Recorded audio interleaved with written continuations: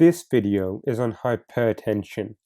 Hypertension is usually defined as 140 on 90 on two separate occasions. This video will examine the causes, clinical features, and management of hypertension. Before we get into it, remember the formula for blood pressure is cardiac output times vascular resistance. Cardiac output is heart rate times stroke volume. Hypertension can be primary or secondary. Primary or central hypertension is the most common cause and relates to risk factors. Non-modifiable risk factors include age and a family history. Modifiable risk factors include a high salt diet and low exercise levels, and this is what is generally addressed before someone starts on medication, and this is known as lifestyle modifications. Secondary hypertension has an underlying cause.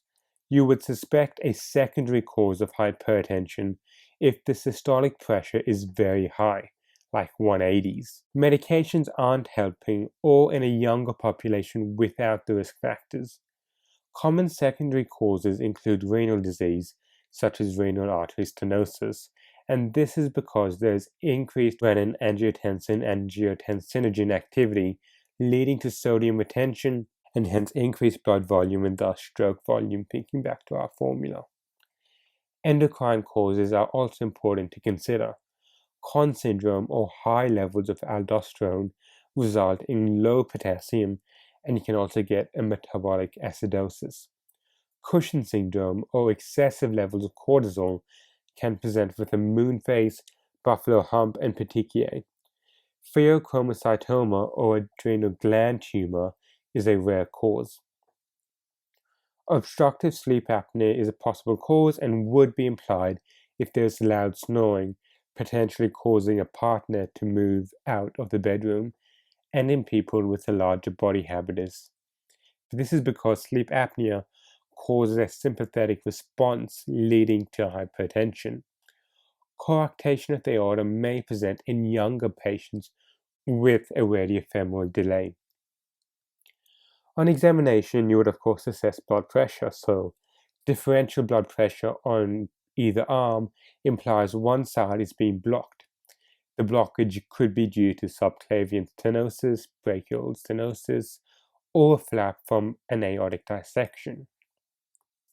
It's also important to assess for postural drop, as well as radiofemoral delay that indicates coarctation of the aorta.